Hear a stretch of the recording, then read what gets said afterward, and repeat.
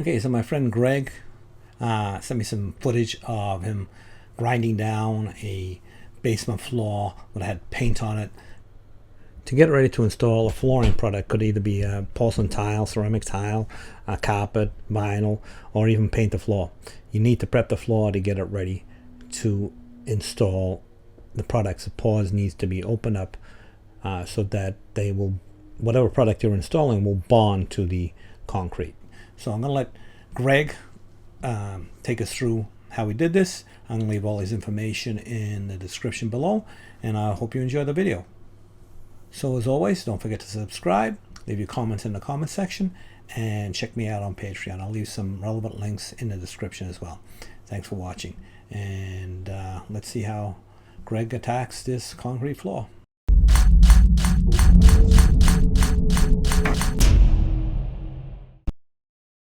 Hello, my name is Greg Twarog from Unique 2 in the Chicagoland area. Today I'm going to be attempting to show you guys process of scarifying a concrete floor and getting it prepared. So you can be getting it ready to, you want to expose the aggregate, get the paint off of the surface so it'll accept a mortar. You can also use a paint or possibly even an epoxy. Moisture mitigation would be another thing that you can get it prepared for as well. And different things for carpet, tile, hardwood, any kind of glue down product. You could be doing it for those reasons. And so ultimately though, this is something that should be done more often, isn't done enough. A lot of times people go and put paint over paint or try to put some kind of a mortar over a paint. And this is the best way of doing it. I'll show you a couple of the items that we utilize with the disc sanding machine. You've got Carbide Blades, which we went and picked up some additional ones here. Let's see if I can. So these things are the different items that you could be using. These are going to be some deluxe pressure carbide blades that you put on the machine. The weight will actually bear down on the concrete and it'll be scarifying that way. Very strong and heavy duty to cut through multiple layers of paint. This will be something that could scarify as well. It's a copper disc sander or disc grinder, and it'll grind off that, scarify that surface as well. Something to keep in mind, you always want to be using at least a N95 disposable particulate mask, or you'd want to be using an actual full-on respirator with the proper filters. Always make sure that you're checking it, rechecking it, making sure that it's snug around your nose. If you wear a beard, keep in mind that it's not going to be keeping all the dust away from you. You could also be using an air scrubber, as well as make sure that you're wearing safety goggles and hearing protection as well. So I'll be putting my hearing protection on when I go in there. Got the copper head on. I'll put that down and see how this goes.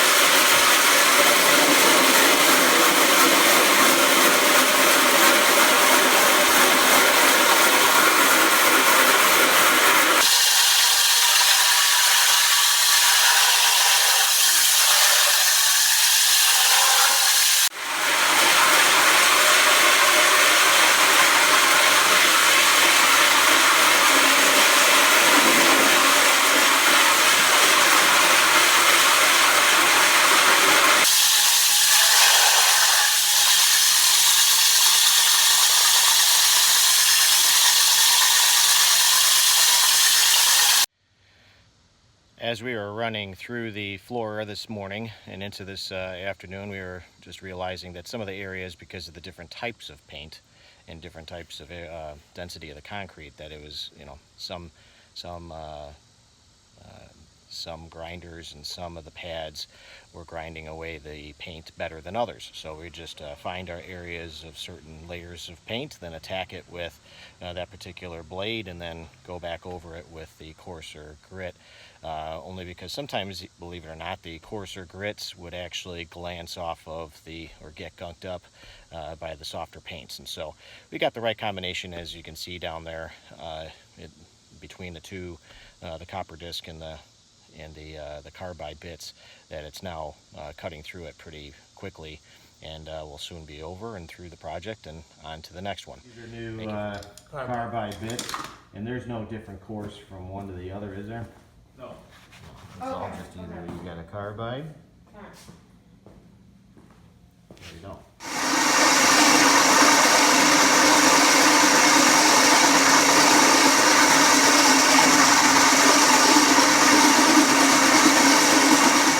This is the cleanup that we're going to be doing with the Makita grinder.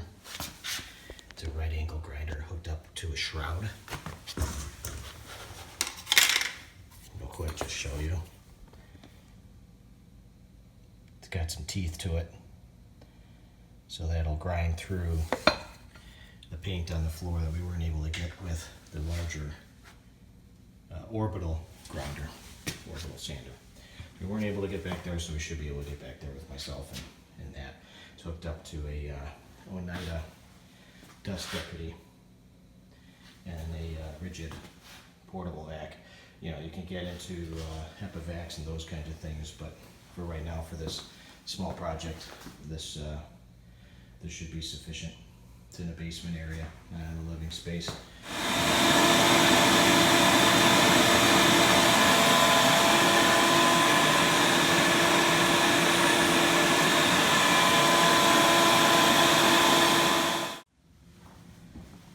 Okay, as you can see, it is a little dusty, but there's a large improvement. That's the last of the paint back there where the machine can't get in.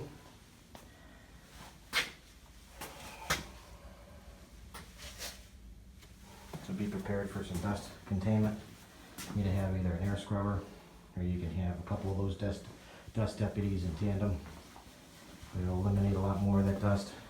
Apparently they've got a small drip there, but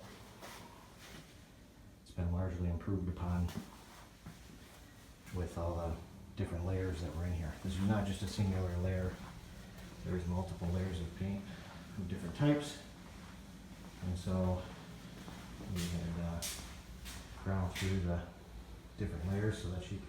I wanted to take a moment here real quick to talk about safety as well, as we're talking about these projects and going into what needs to be done to do it in a quality way. We also have to talk about how we need to keep ourselves safe as well.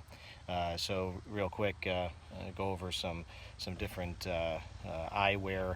You definitely want to be using something that's either going to have a full encasing foam lens to it that's going to encompass your eyes completely.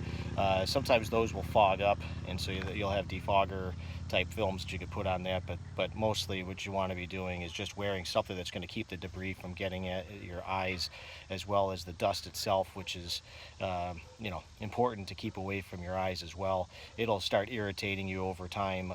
Some types of dusts are worse than others, obviously, but then also you want to be using a dust mask in conjunction with that. You want to be using either an N95 mask or a full-on respirator that would be used, a particulate mask, keeping those dusts from getting into your lungs, and some of the silicas that we subject ourselves to now, they could actually crystallize in your lungs as well and be cancerous. So be safe out there as far as with respect to the dust. Also, what you want to do to protect yourself is either use a pair of earbuds with some noise canceling capabilities. These are Bose.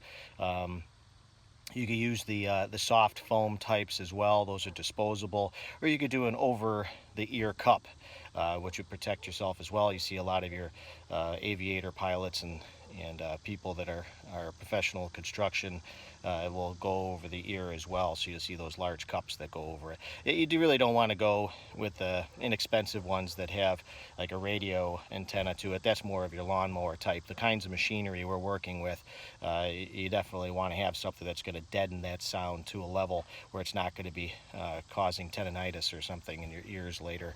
Some deafness definitely is not something that you're going to want to live with down the road. So if you're doing these jobs, even if it's once or twice, or if it's all the time, just be safe and just invest in the equipment and yourself as well, to keep yourself safe as you do them. It always takes a moment, and you can either lose a digit, you can scar yourself, or even cause, like I said, long-term effects to your lungs, your eyes. So in any case, one last thing, gloves. You wear different glove wear. There's lots of different types that are out there. Again, some of them breathe more than others. I like the ones that kind of breathe a little bit more, have a plastic coating on it, so when you're picking up something that's a little wet, possibly, you still have that grip strength. So in any case, that's my conversation on safety, and we'll get back to it. Well, that's it for this one. Thank you, Sal. Thank you, viewers. And hey, don't forget to subscribe to Sal's channel here. Have a great day, everyone.